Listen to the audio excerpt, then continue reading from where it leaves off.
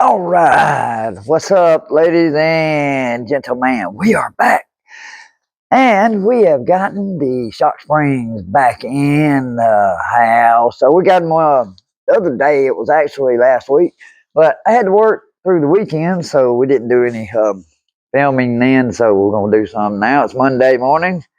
Uh, Ready to get this thing wrapped up, get it back on the dirt. So this is what we got. Got some race a spring. Finally, after 3 times, I have gotten the right springs. They sent the right daggone ones, man. 3 times I had to deal with this. People sending the wrong ones off eBay. Stupid idiots. Stupid.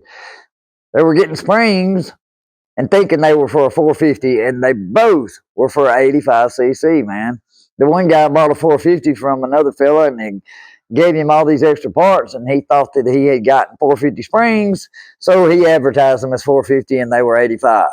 Then I ordered from another guy, same thing, except his were given to him, and he thought they were 450 springs, and they were for a 85.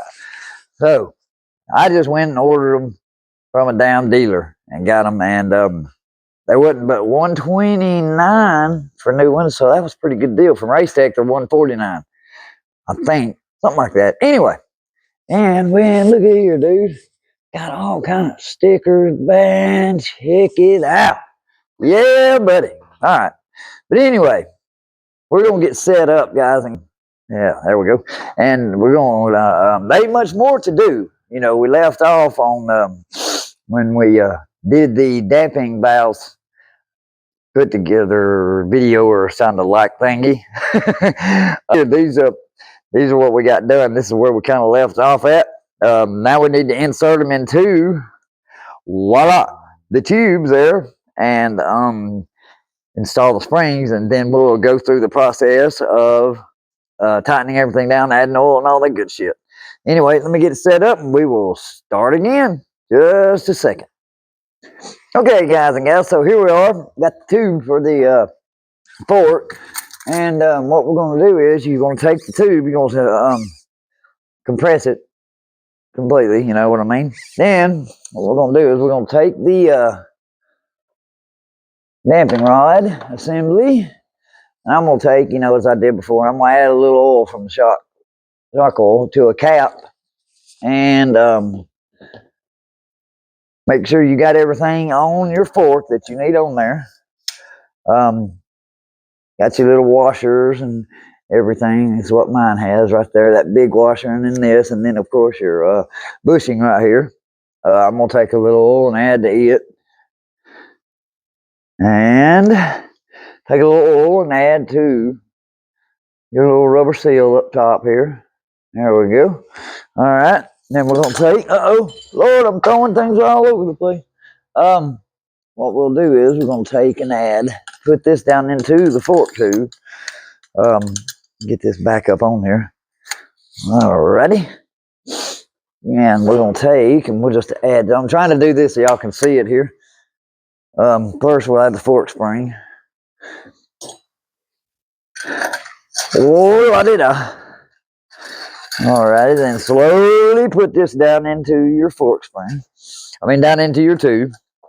I'm gonna bring it up here so y'all can kind of halfway see it. Alrighty. Make sure everything goes in well. Oh.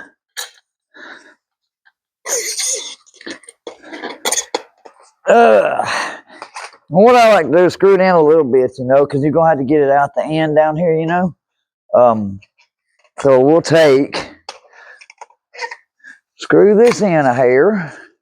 We still haven't put oil in it yet, you know. We still got to put it in the vise and get that right there lined back up. So, and it's hard to get it in there like that, you know, just pushing it. See what I mean? It's hell doing that. So what I'm going to do, a lot of people put it in the vise and push it in there, but we're going to have to use our little tool again. Uh-oh. Alrighty, and I'm going to put this here thing on the floor and push it down. so I can get my little tool in there again. I think I'm gonna have to use my axle again, maybe. Yeah, I got it. Okay, good deal. Now, as you can see, we got that in there. And I'm going to put this in my vise. Y'all can see here. I need to turn that around. Turn the little vise around so I can get it in there. Let y'all get it where y'all can see here.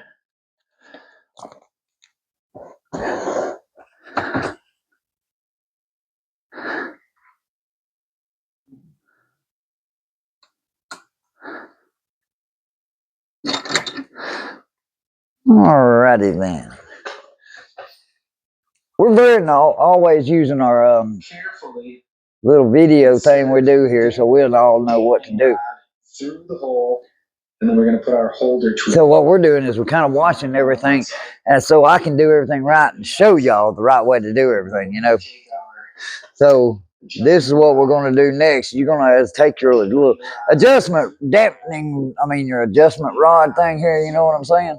Hang on. And we're going to put our holder tool. Put this thing in here. This is your little rod that I showed y'all about. And when you put it in there, sometimes it won't go all the way. So what you'll do is you can take this, your little plug that goes in there, and you can put it in and twist it. And then it goes up in there. Hang on. Get it, take it. I don't even need it. Use it. Take it, twist it, and it'll go right on up in there. And, let me get my thing just a second. No, man, sorry about that, guys. That daggum thing, these cameras ain't worth a piss. Oh, my goodness. Anyway, all right, where were we? Okay. Got a little damping, or got a little rod in there, so you just take and push it on in there and get it seated all the way. And then you're going to take your little tool here. Your little, whatchamacallit here, line it up with the rod too, because the rod's D-shaped, and this has got a shape on it also. D-shaped on it. See? All right, and then take and put it in there with the rod. Get it lined up right. Okay. Then you're going to take and screw it on. There we go.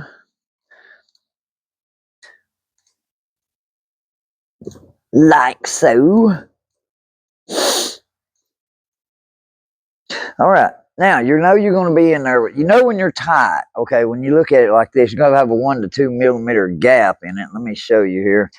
You'll look at this little nut, see that little gap in it right there. You usually have that little gap. Once you get this right here, once you get this tightened down, it'll stop, and that means you'll have that little 1 to 2 millimeter gap in it. And then we'll go ahead and get your wrench. I think it's 17. Let's see. Yeah, get your 17 millimeter wrench, and of course the thing here. What you want to do is loosen this thing back up against your little thing there. Sometimes you'll have to take your little tool out. I don't. All right. Now, okay, that's backed up against that. So, now what we're going to have to do, I'm going to have to take this out of the vise because I ain't strong enough to, I don't think, push on that to remove this tool without that thing going wham back up in there. So, we're going to take it out of the vise. And be very careful when you do this. You don't want this right here to slam back down into your tube. You want it to go in there nice and easy. And that way you can start thread it into the fork. I'm going to take some oil and put it around my seal here. Okay. And then I'm going to push down on this. Let it back up nice and easy. Get it lined up. Okay. And we're going to take our tool here. Let me get this camera right so y'all can see what I'm doing. And I'm going to tighten this up and get it started anyway.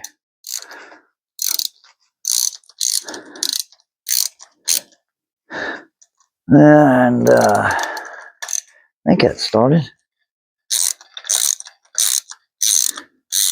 Yeah, I am going to take All right, take our little ratchet here. Go real slow. Take it easy. Uh-oh. Wrong way there, goofus. Alrighty. Now, a lot of them say 50 pounds of torque on this damn little bolt. I don't know what yours may be. That's what mine is. Well, let's see if we can get that. The thing being that this daggum thing has got, I don't have a 1/2 inch torque wrench, you know what I'm saying? So I have to use all these damn fittings to get it to 1/2 inch like that. And I really, really don't like that. I don't have a 22 damn millimeter singles. Wait a minute. You know what? I think I may just have one that I remembered when I bought, when I was doing oil changes in this little kit here. Yeah, let's see. I don't know if I got a, oh, I think it shows. Yep, 24 is the smallest. Oh, well, I thought we had one. You got to have that kit to change oil on some certain type cars. And I don't have it. But I'm going to see if I got a socket that maybe we can fit on it. I don't have to have all those damn connections. Because that can take away from the torque power. And you won't get a true torque setting on it. You know what I mean, Vern? If you got one socket or two, you know, if you just got one socket maybe, that's great. Okay, so I got one right here. We're going to use that. We'll set that up for 50 pounds. Damn, it's right on it already, I think. Well, let's see. I'm so dang blind. Yeah, you can tell what I've been doing with this thing, huh? 50 pounds. All right. Now, there she goes. All righty then. Now, onward, ladies and gentlemen. Let's take this bad boy on out. Now, what we're going to do next is we've got to put oil inside the tube, depending on what yours takes. Always drink the Monster. All right, now, let me get my oil. All right, now, I've got my oil here, so what we're going to do is I refer back to my manual like most people should. Now, in the manual, mine's got adjustings for soft and hard, so I really don't want my suspension to be hard because I'm a light guy. And the standard oil quantity, it says, is 10.5 ounces. So it's an adjustable range of 10 to 13 ounces. So I probably am going to go with, I would say 11. I'm going to try 11 ounces because that's in between 10 to 13. I would, you know, kind of stuff. So I'm going to go with that because that's what it says in the manual. If you want to look right there, you probably can't see it. But anyway, that's what I'm going to go with because I'm using a heavier weight oil anyway. And so I'll just do it like that and see how it goes and what you're going to do. And this is easy, guys and gals. This ain't nothing to just putting your oil in there. Just to screw your cap back off. All right. Now, I got one of these little mix cups. These things are just, man, they're awesome. They got little measurements on the side of whatever you can think of. I use this the most. cc's in the ounces right here. So I can add 11 ounces and tell exactly. You know what I mean, Burn? But y'all wonder why I'm saying that, Burn. That used to be an old guy on TV. His name was Burn. And it was a funny old guy that was an actor and did a lot of little TV shows and everything. Funny guy. Anyway, that was his saying he used a lot. You know what I mean, Burn? Know what I mean, Burn? Or a lot of guys saying that in movies. Anywho, here we go. Get us 11 ounces in there. All right. And you don't have to have a funnel for this. You can kind of pour it down your damping tubes. You want to. I think it usually how most people do it. It just goes right in, you know what I mean? Uh-oh. I'm eating my words there.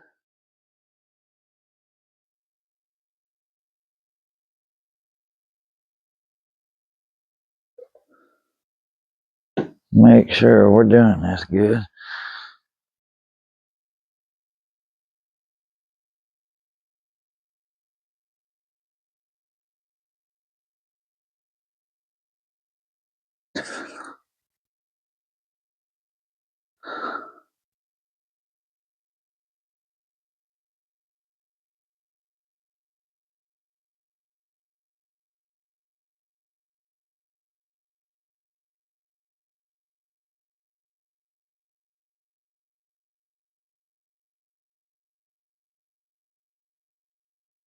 Alrighty.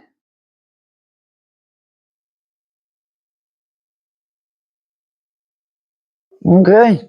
And there you have it, ladies and gents. I clean everything off. Pull our tube back up. Yeah. Tighten them down. And I'll tighten this back up really. I'll do the tighten.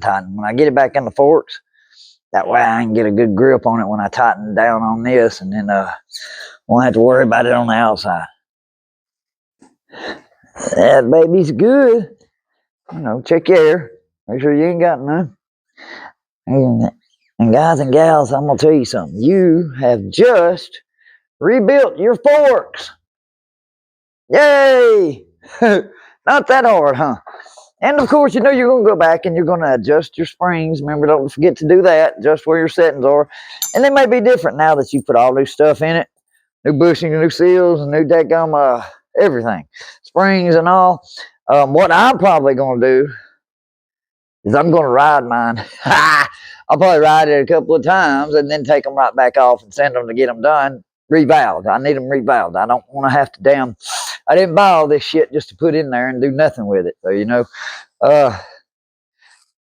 suspension shops, they'll revalve that dampening system and or the damping valve that y'all seen during the rebuild. That goes on the inside. Trying to get set up right here. And so everything's in there and good and done. And I hope everybody kind of enjoyed that. I don't know if y'all understood a lot of it, but I try to make it as simple as possible.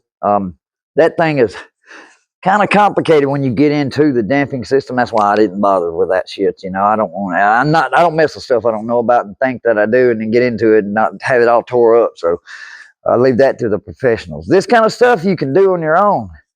Save you a ton of money, because them forks guys, the suspension guys will charge you for that, man, you know, and that's their job. You know, they learn how to do that, and that's what they do for a living. They got to, you know, make some money somehow. But you don't have to pay them to do stuff you can do, okay? And that's what I'm all here about on this channel, is trying to find stuff that we can do on our own and save us little guys a little money, you know what I mean? And it won't have to charge, you won't have to pay somebody out the yin yang to do something that you can simply do yourself. That can do it, done with regular tools, man. You seen how I use what I used. Didn't even use a real push seal driver. I used damn electrical tape. So yeah, it can be done. Bottom line. But either way, I hope y'all enjoyed it. I hope everybody had a good understanding of how these forks work. If you like it, please hit like and subscribe, and we'll do some more things like this, man, and learn as we go, as I did here, and hope y'all learn something as well. And we'll learn more things along the way. So thank you guys and gals for watching. We'll see you on the next one. Peace.